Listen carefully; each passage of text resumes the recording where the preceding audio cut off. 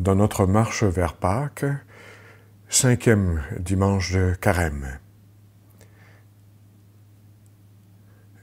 L'évangile qui nous est proposé, celui de Jean, au chapitre 11 et versets 1 à 45. Le Seigneur soit avec vous. Évangile de Jésus-Christ selon saint Jean. Seigneur, éclaire mon intelligence que je puisse croire en ta parole. Donne force à mes lèvres que je puisse proclamer ton nom. Habite mon cœur que je puisse t'aimer et te faire aimer. Il y avait quelqu'un de malade, Lazare, de Béthanie, le village de Marie et de Marthe, sa sœur. Or, Marie était celle qui répandit du parfum sur le Seigneur et lui essuya les pieds avec ses cheveux. C'était son frère Lazare qui était malade. Donc les deux sœurs envoyèrent dire à Jésus, « Seigneur, celui que tu aimes est malade. » En apprenant cela, Jésus dit, « Cette maladie ne conduit pas à la mort, elle est pour la gloire de Dieu, afin que par elle le Fils de Dieu soit glorifié. » Jésus aimait Marthe et sa sœur ainsi que Lazare. Quand il apprit que celui-ci était malade, il demeura 2 jours encore à l'endroit où il se trouvait. Puis, après cela, il dit aux disciples, « Revenons en Judée. » Les disciples lui dirent, « Rabbi, tout récemment, les Juifs là-bas cherchaient à te lapider et tu y retournes ?» Jésus répondit, « N'y a-t-il pas 12 heures dans une journée? Celui qui marche pendant le jour ne trébuche pas, parce qu'il voit la lumière de ce monde. Mais celui qui marche pendant la nuit trébuche parce que la lumière n'est pas en lui. » Après ces paroles, il ajouta, « Lazare, notre ami, s'est endormi, mais je vais aller le tirer de ce sommeil. » Les disciples lui dirent alors, « Seigneur, s'il s'est endormi, il sera sauvé. » Jésus avait parlé de la mort. Eux pensaient qu'il parlait du repos, du sommeil. Alors il leur dit ouvertement, « Lazare est mort, et je me réjouis de n'avoir pas été là à cause de vous pour que vous croyiez. Mais allons auprès de lui. » Thomas, appelé Didyme, c'est-à-dire jumeau, dit aux autres disciples, « Allons-y, nous aussi, pour mourir avec lui. » À son arrivée, Jésus trouva Lazare au tombeau depuis 4 jours déjà. Comme Béthanie était tout près de Jérusalem, à une distance de 15 stades, c'est-à-dire une demi-heure de marche environ, beaucoup de Juifs étaient venus réconforter Marthe et Marie au sujet de leur frère. Lorsque Marthe apprit l'arrivée de Jésus, elle partit à sa rencontre, tandis que Marie restait assise à la maison. Marthe dit à Jésus, « Seigneur, si tu avais été ici, mon frère ne serait pas mort. Mais maintenant encore, je le sais, tout ce que tu demanderas à Dieu, Dieu te l'accordera. » Jésus lui dit, « Ton frère ressuscitera. » Marthe reprit, « Je sais qu'il ressuscitera à la résurrection au dernier jour. » Jésus lui dit, « Moi, je suis la résurrection et la vie. Celui qui croit en moi, même s'il meurt, vivra.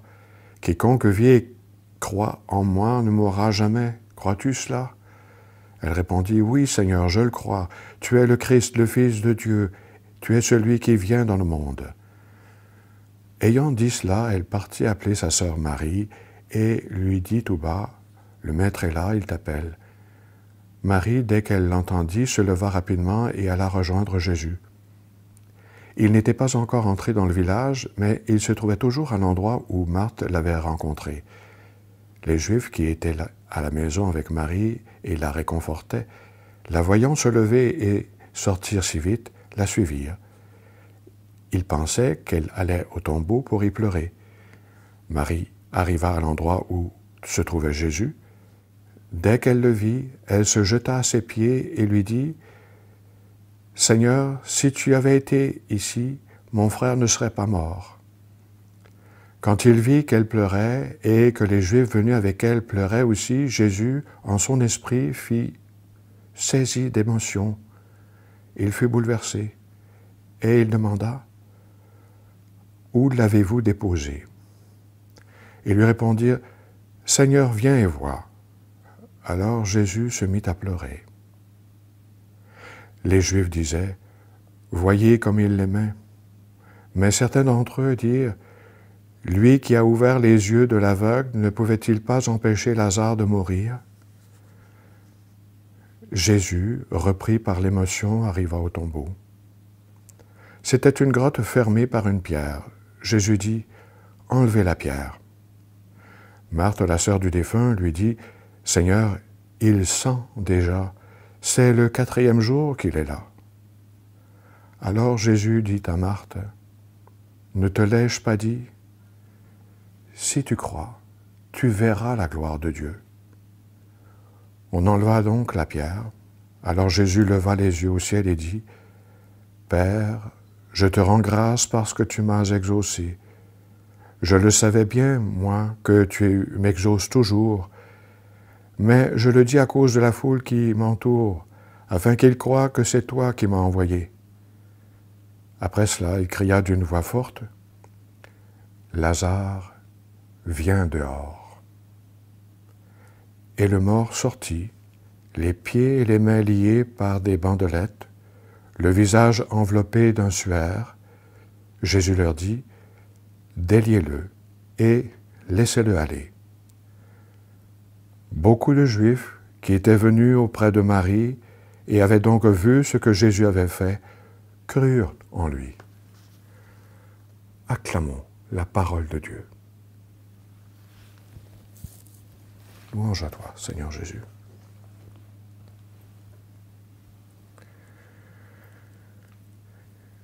Si tu crois, tu verras la gloire de Dieu.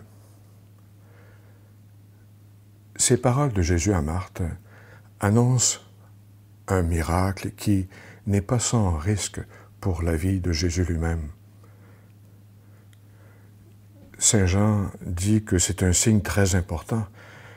Jésus est manifesté là comme celui en qui nous avons la vie sans fin, en qui nous pouvons croire, c'est-à-dire sur qui nous pouvons miser notre vie. Les grands prêtres, les pharisiens, ont fort bien compris la gravité du signe que Jésus avait donné là. Toujours d'après Saint Jean, trop de gens se mirent à croire en Jésus à la suite de la résurrection de Lazare, et c'est là qu'ils décidèrent de le mettre à mort. Pour Jésus, la seule chose qui compte, c'est la gloire de Dieu. Mais pour voir la gloire de Dieu, il faut croire. Si tu crois, tu verras la gloire de Dieu, dit-il à Marthe. D'ailleurs, dès le début du récit, il dit à ses disciples, à propos de Lazare, « Cette maladie ne conduit pas à la mort, elle est pour la gloire de Dieu, c'est-à-dire pour révéler le mystère de Dieu. » Quand nous ne sommes pas dans cette attitude de foi, tout se passe comme si nous laissions notre regard s'obscurcir par le soupçon, la méfiance. C'est comme si on avait des lunettes très sombres sur les yeux qui nous empêchaient de voir la lumière. La foi nous ouvre les yeux. Elle fait sauter ce bandeau de méfiance qu'on se met soi-même sur les yeux. Le texte d'Ézéchiel que nous avons lu à l'occasion de ce 5e dimanche de Carême nous rappelle que la foi en la résurrection est apparue très tardivement en Israël. Elle n'est affirmée très clairement qu'au IIe siècle avant Jésus-Christ à l'occasion de la terrible persécution du roi grec Antiochus Épiphane. Et à l'époque du Christ, elle n'est même pas encore admise par tout le monde. Marthe et Marie, visiblement, font partie de ces gens qui croient en la résurrection. Mais dans leur idée, il s'agit encore d'une résurrection pour le dernier jour, puisque Jésus dit à Marthe, « Ton frère ressuscitera » et que Marthe répond, « Je sais qu'il ressuscitera au dernier jour à la résurrection. » Jésus rectifie, insiste. Il ne parle pas au futur, il parle au présent.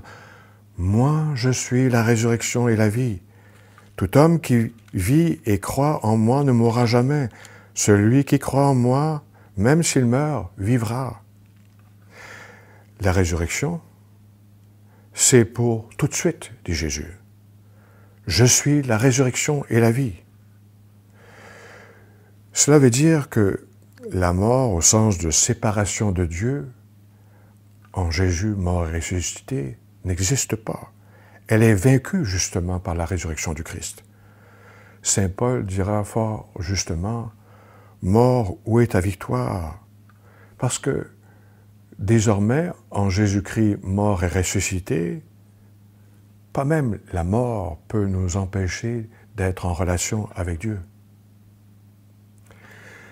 C'est d'ailleurs sur ce point que j'aimerais insister en terminant. Serions-nous de ceux qui, comme Marthe et Marie, croyant à la résurrection, mais seulement à la fin, lorsque le Christ reviendra? Ce que le Christ nous dit aujourd'hui, c'est que c'est valable maintenant. Prenons quelques exemples.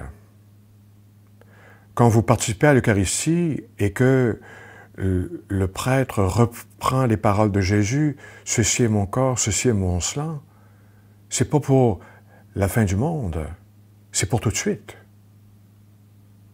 Quand le prêtre aussi, que vous rencontrez pour le sacrement du pardon, vous dit « Tes péchés sont pardonnés », c'est pas pour la fin du monde, c'est pour maintenant. Il y a une dimension dans ce vécu avec Lazare qui est de rendre Dieu présent. Bien sûr, il est ramené à la vie, il va vivre encore quelques années, mais la différence, c'est qu'il vit en présence de Dieu, dans le même sens que Jésus qui est en relation constante avec le Père. Voilà le cadeau qui nous est offert à nous. Que vous soyez prêtre, consacré, laïc, baptisé, tous ceux qui croient en Jésus, mort et ressuscité, ont cette possibilité de vivre en présence réellement de Dieu. Alors je vous le dis, si tu crois, tu verras la gloire de Dieu. Maintenant, si tu crois.